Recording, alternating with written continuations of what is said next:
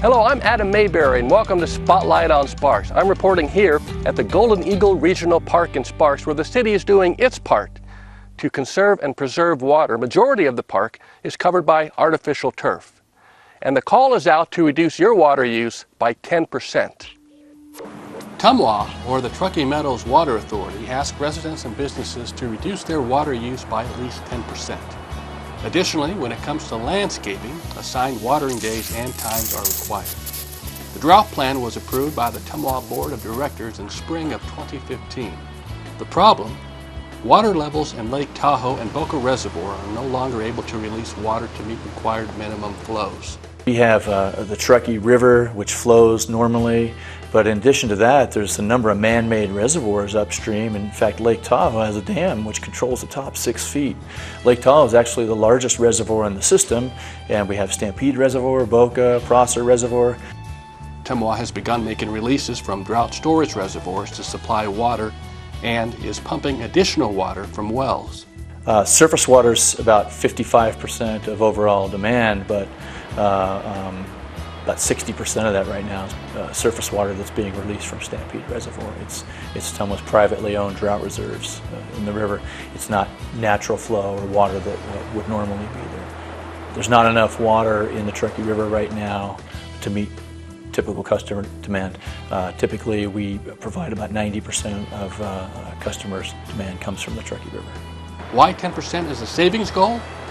TUMWA says everyone can find a way to conserve 10%. During the month of May, we saw a 19% reduction, June a 10.5%, and so far the numbers for July are looking real positive. We don't have final numbers yet, but definitely people are responding and doing what we've asked, and we're really thrilled with the response.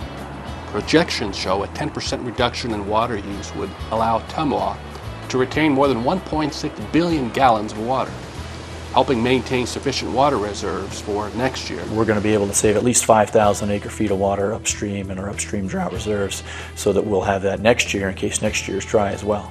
The best times to water your lawn are late at night or early in the morning when the ground and air temperatures are cool. Each home or business has 3 days to water each week. The easiest way to save water this time of year is outdoors. Summertime demand is basically 4 times higher than it is in the winter, and all that water, that extra water, is being used outside. If the last number of your home or business address is even, 02468, water on Tuesdays, Thursdays, and or Saturdays.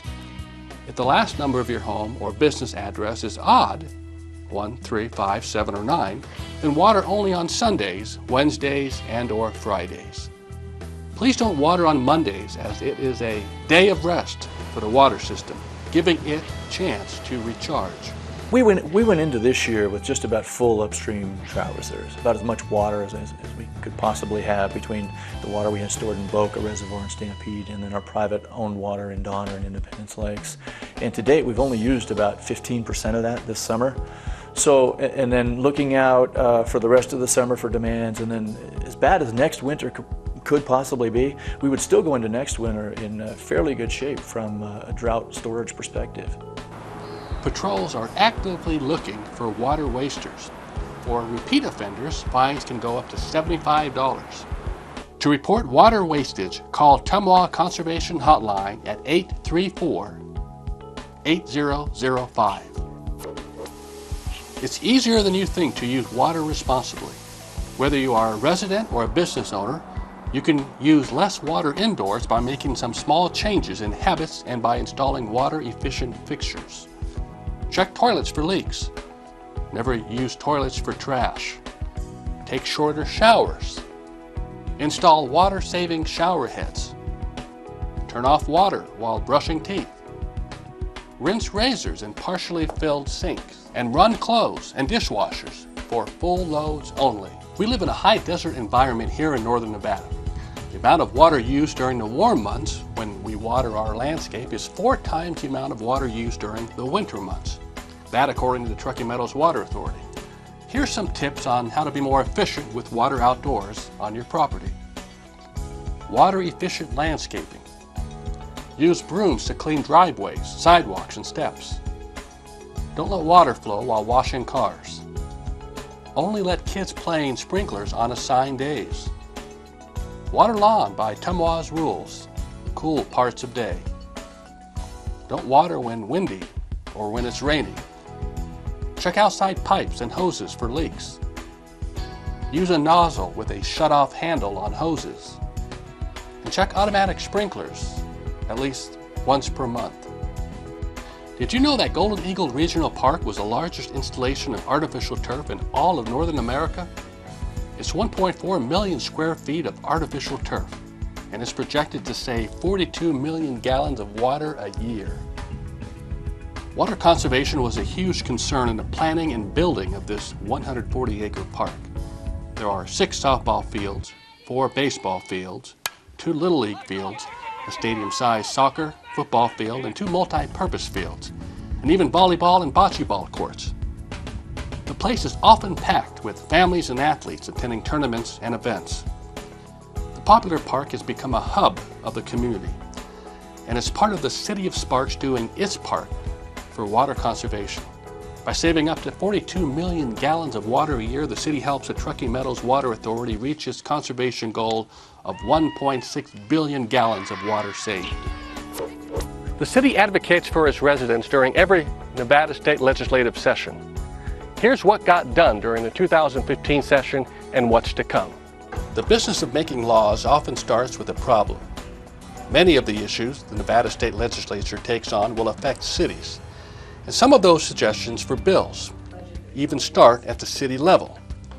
The City of Sparks was very involved in the 78th legislative session in Nevada.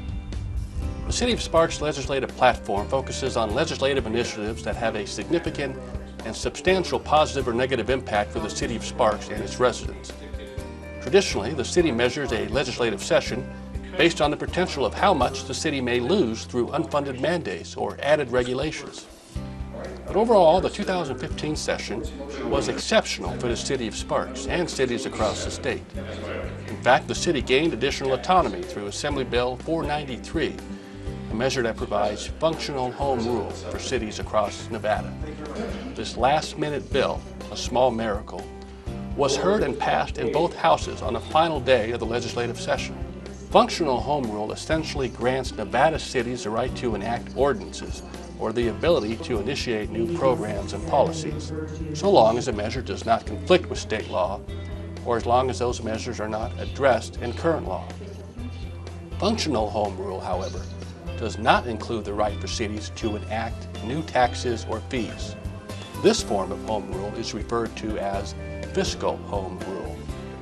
And while modest, reforms to workers' compensation benefits, collective bargaining, and public employment retirement systems will offer long-term savings to the city and its taxpayers.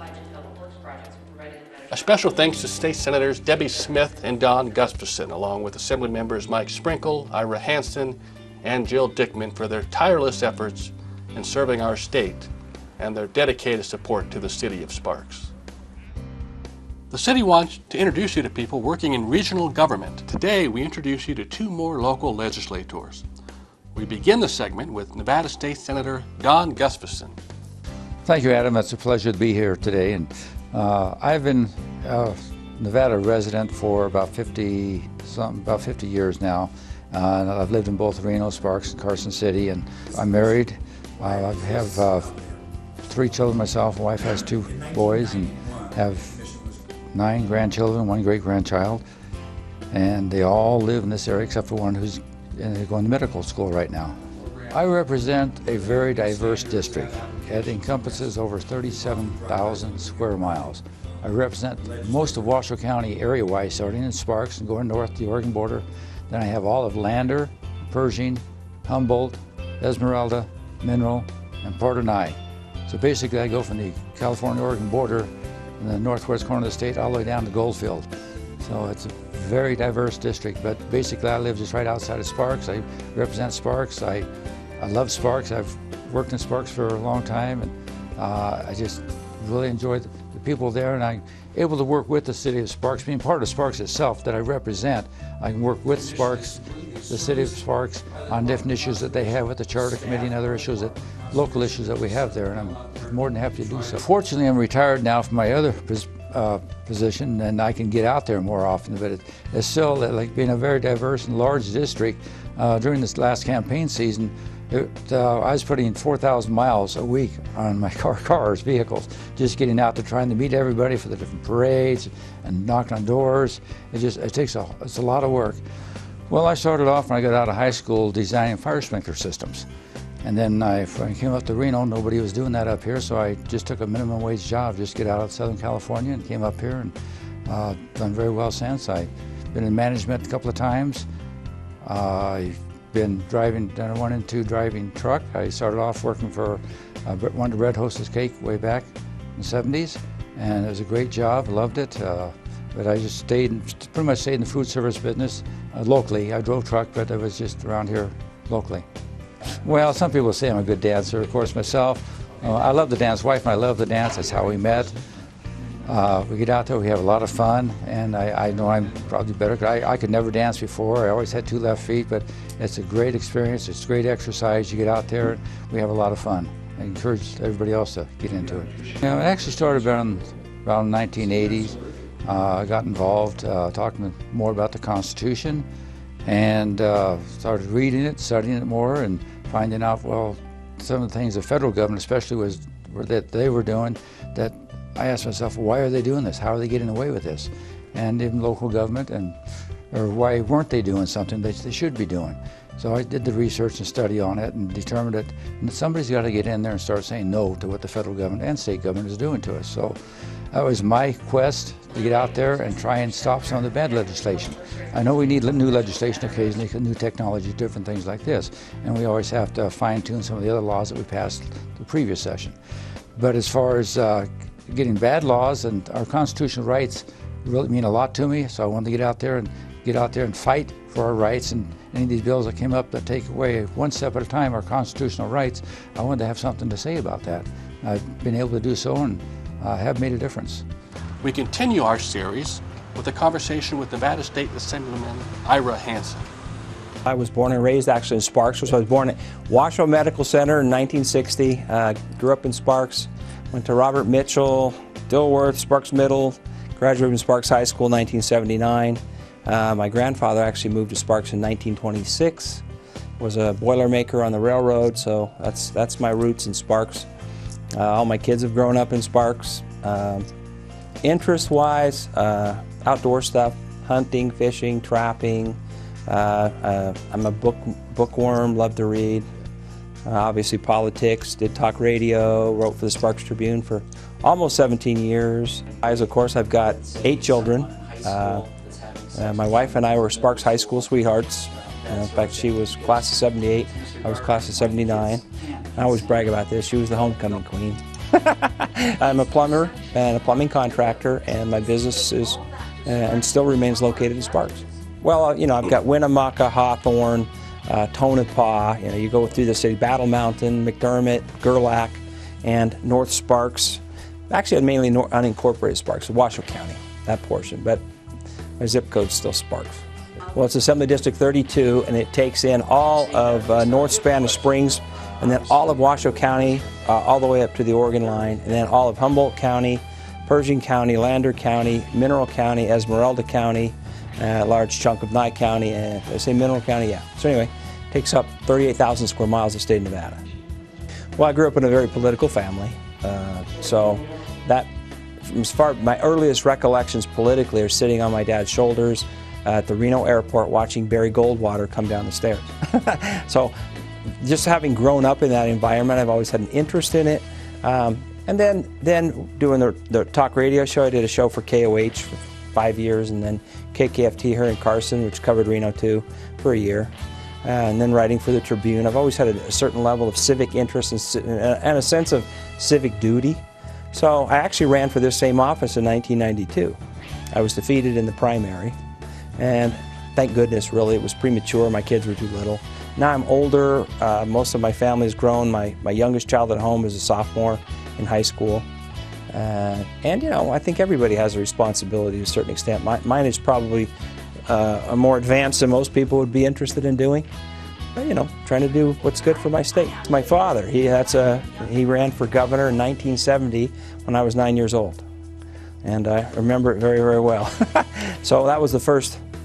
Actually, interesting enough, my grandfather on my mom's side ran for Sparks City Council in 1958 or something like that, and then I think in 1960 he also ran for the State Assembly. And then on my wife's side, her family has been very active politically too. In fact, her father was district attorney for Eureka County for 30 years. Well, the first would probably be tax policy, trying to keep taxes to a minimum so that the average rank and file folks don't have to pay more than they need to, keeping state government efficient. Around here this year especially, big issues. One was construction defect, which for the average listener, they're probably not aware of what it is, but it's been an extremely difficult thing for the construction industry, which is one of the major employers in Nevada. So that was a big one. The gun issues. Most of my district, and traditionally Sparks have been very pro-Second Amendment, pro-guns. There are a lot of issues like that around here.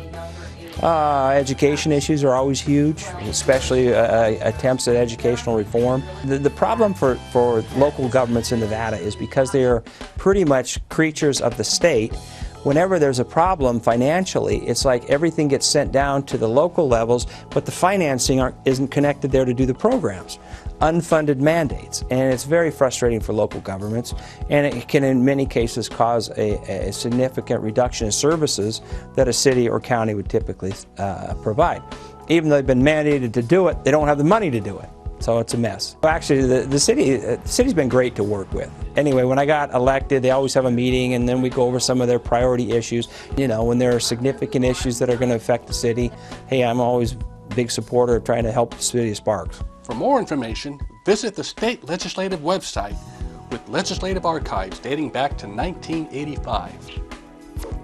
Sparks City Councilman Ed Lawson was elected in 2010 and is a champion of economic development for the city. He's up next in our conversations with the City Council. I think where we are positioned to be the new high-tech area in the U.S. We have a very large fiber optic network that runs right along I-80 that connects us with Silicon Valley. As you know, Silicon Valley prices for housing there has gone through the roof, and what you could buy here for $200,000 might cost you $2 million over there. So a better place, to raise kids and have some more disposable income. But the other thing that's exciting is we have really the three-pronged approach here. We were named one of the 6 sites in America to have unmanned aerial vehicles. Also with Switch coming and the Superloop. And Tesla's kind of like the icing on the cake kind of a deal. The Superloop is really exciting that Switch is bringing to us. It's going to connect Las Vegas, Reno, San Francisco, and LA by ultra high-speed internet. And there's already been an agreement made with Switch in the Nevada government, and I believe the governor was part of it, that all our school children in Nevada will have access to that. So the high-tech part of our growth in the next 10 to 15 years is very exciting. It'd be a great time to be a young person starting out. Well, I think our future is bright. The challenges are what we're going to have to work through. And I think I asked this question about 4 years ago, is what do we want to be? We don't want to be pushed into a corner to be a certain thing. And so as Sparks citizens, what do we want to be? I mean, we can't be all houses, and we certainly can't be all anything else. So we have to have a perfect mix in there. And regional cooperation with Washoe County and Reno is key. We have to work together because this is going to be a growth spurt that is going to affect everybody, not just the city of Sparks. And those are conversations we're having with Story County now, and that I've expressed an interest with their commissioners and their county manager that they need to help us with our schools. There's no housing in Story County, so they're getting all the gravy and none of the burden. So we want to make sure that that's equitable also. I sit on the EDON board, and I also sit on the board of the Western Nevada Development District. And Western Nevada Development District is the federal arm of economic development. And until the last few years, Sparks and Washoe County and Reno haven't participated in that board. So I'm very excited about the future for that. The city of Sparks believes in giving back to its community. Recently, city officials participated in Career Day at Sparks Middle School, where students We're taught the value of a good education, encouraged to stay in school and make the right decisions. The students also learned how local governments work and how laws are made. Public safety is the #1 priority for the city of Sparks. Each year, the city honors its firefighters that have dedicated their lives to keeping us safe throughout the year. The Sparks Fire Department recently honored outstanding service by firefighters, citizens, and businesses with a commendation ceremony at the main station on Victorian Avenue. Fire Chief Tom Garrison started the 20th anniversary ceremony by honoring former Sparks firefighters who passed away during the previous year by ringing a bell. A Sparks Fire Department tradition. Master of Ceremonies Fire Apparatus Operator Manuel Souza kept the crowd of family, friends, and community leaders and Sparks City officials entertained. It's a great feeling to give our fellow firefighters awards and recognition. We have a lot of talent in the department. A lot of people do a great job in different aspects of our career and our job, and a lot of things allow us as a fire department to provide really good customer service, and that's what we're trying to recognize. Commendation bars were awarded to firefighters Nick Corona, John Raw, and Max Scott, and Assistant Fire Marshal Chris McCubbins.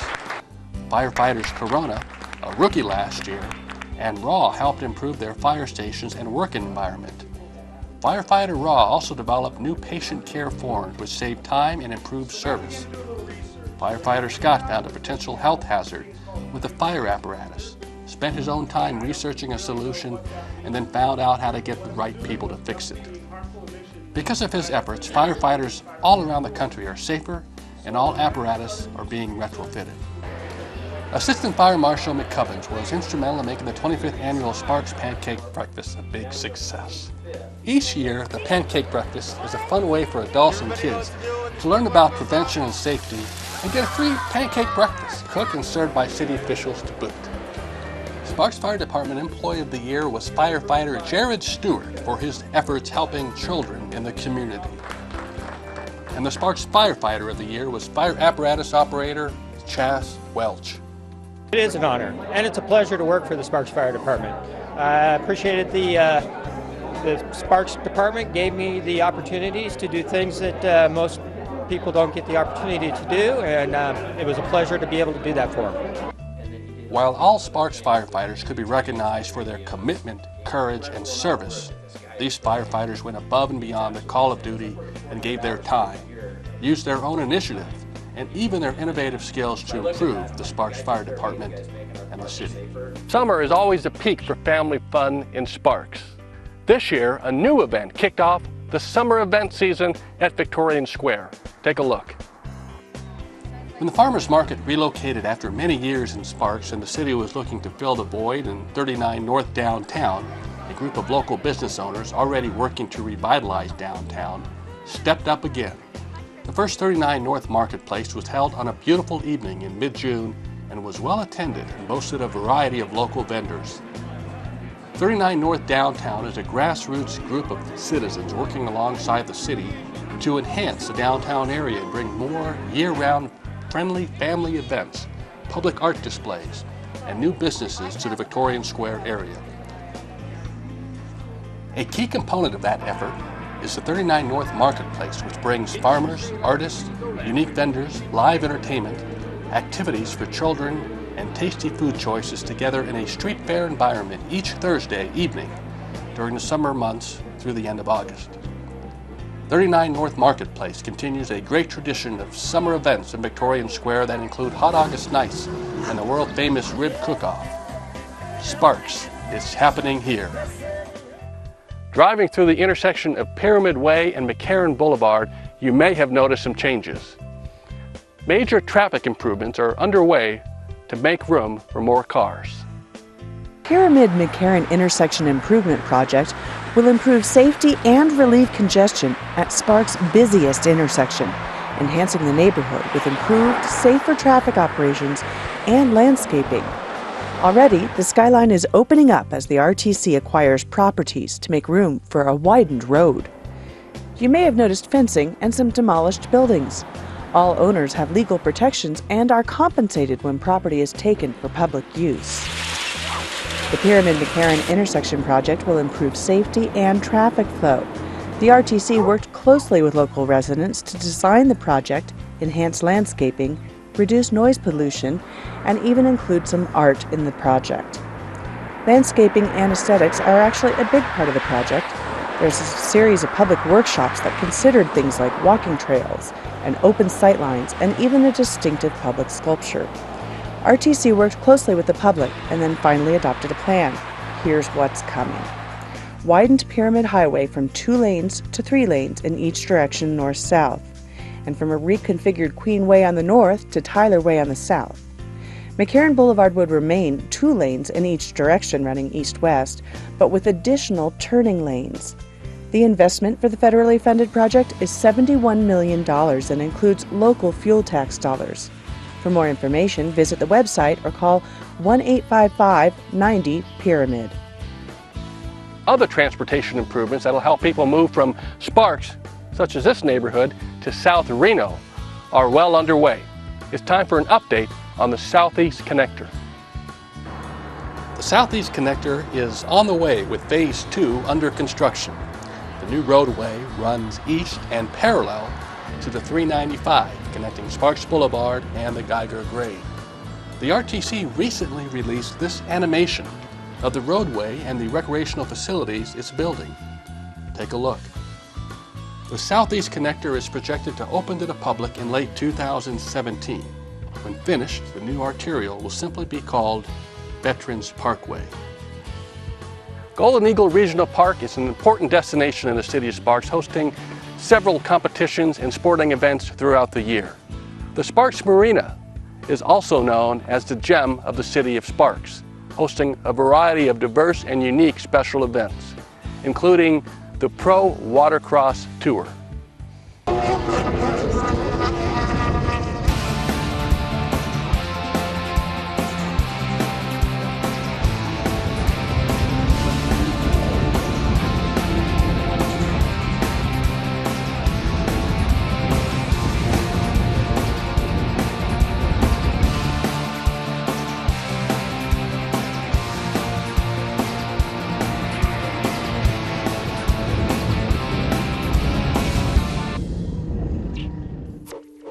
Thanks for watching this installment of Spotlight on Sparks. I'm Adam Mayberry.